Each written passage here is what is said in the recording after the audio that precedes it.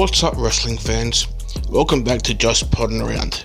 Today, we're diving into one of the wildest, bloodiest, and most influential promotions in wrestling history.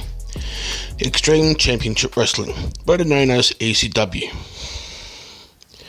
If you think you've seen hardcore, buckle up because these guys invented it. It all started in February 1992 in Philadelphia. And I'm not talking about sold-out arenas or massive TV deals. Nah, this was about 80 people packed into a smoky bar watching what was then called Eastern Championship Wrestling. The founder, Todd Gordon, had no idea his little NWA affiliate would become a full-blown cultural movement. By 93, a fast-talking genius named Paul Heyman, or as fans knew him then, Paul Lee Dangerously, took creative control. And in 1994, ECW officially broke away from the NWA in legendary fashion. Shane Douglas wins the NWA World Title Tournament, then throws the title down, spits on tradition, and declares himself the ECW World Champion. That single act flipped the wrestling world on its head.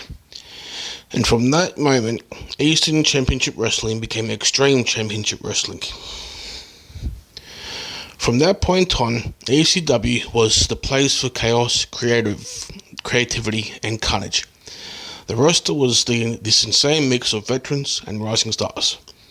Terry Funk, Sabu, the Sandman, Cactus Jack, Tommy Dreamer, Raven, Taz, Too Cold Scorpio, Mikey Whipwreck, Rob Van Dam, all legends in their own right.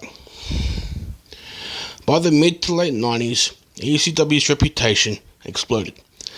They gave fans heart, humour, hard landings and bloody faces. Their first pay-per-view, Barely Legal 1997, proved they could hang with the big dogs.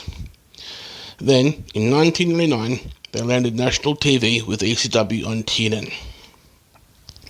For a minute, they were America's third biggest wrestling promotion, right behind WWF and WCW.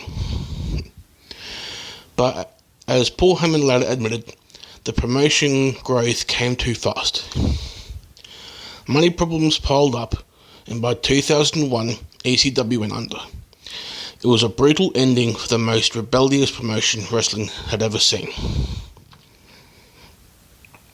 Now, ECW wasn't just different. It was anti-corporate wrestling.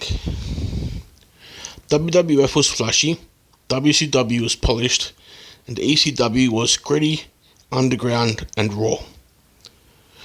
Weapons weren't props, they were encouraged. Chairs, tables, barbed wire, Singapore canes, hell, sometimes fans brought their own weapons. And the wrestlers didn't just wrestle, they broke themselves for the audience. Sabu crashing through tables mid-match, RVD flying across the ring like he had wings, Taz suplexing guys through anything in his path. It was beautiful chaos. But ECW was blended international styles. Japanese strong style, Mexican lucha libre, and American brawling. That mix of athleticism, brutality, made every show unpredictable. Now, let's talk about the fans, because they were half the show. The ECW arena in Philly only had held around 500 people, but somehow 1,500 would cram in. The chants of ECW, ECW shook the walls. Fans weren't just watching, they were living it. Paul Heyman once said his goal was to make as much noise that fans of WWF and WCW would start craving ECW's energy. Mission accomplished. These weren't passive crowds. They brought the heat, the beer, and the passion. To this day, you'll still hear ECW chants whenever something extreme happens in a WWE or AEW ring. That's legacy right there. ECW gave us some of wrestling's most insane storylines and unforgettable feuds. You had Raven versus the Sandman, pure chaos mixed with emotional storytelling. You had Tommy Dreamer, the beating heart of ECW, fighting everyone from Raven to Sandman in wars that felt personal. Then there was Mikey Whipwreck, a kid who went from being a jobber to the world champion at just 22, beating the Sandman in the ladder match. Unreal underdog story. Let's not forget Sabu and RVD. Those two turned tables, ladders and chairs into weapons of art. And of course, Taz, the human suplex machine, choking out anyone in his path with that signature FTW belt that screamed, "I don't need your approval." But with all that intensity came controversy, like the infamous mass transit incident in 1996, where a rookie got badly cut open during a match. That moment almost killed ECW's first pay-per-view deal. Still, fans stuck around, because no matter how wild things got, ECW delivered raw emotion every single night. Now here's a quick rundown of the legends that carried their company on their shoulders. You had Shane Douglas, the franchise, the man who started the rebellion. The Sandman, beer, cigarette, and Singapore can in hand, pure chaos personified. Sabu, a human crash test dummy with no fear and all heart. Tommy Dreamer, the soul of ECW, loyal to the bitter end. Raven, dark, brooding, and psychologically brilliant. Taz, built like a tank, fought like a killer. Rob Van Dam, high-flying perfection, Mr. Monday Night, before WWE even knew what to do with him. Marky Whipwreck, the unlikely champ. The Dudley Boys, chaos in tag team form, tables everywhere. These guys didn't just wrestle, they defined what extreme meant. By 2000, the walls were closing in.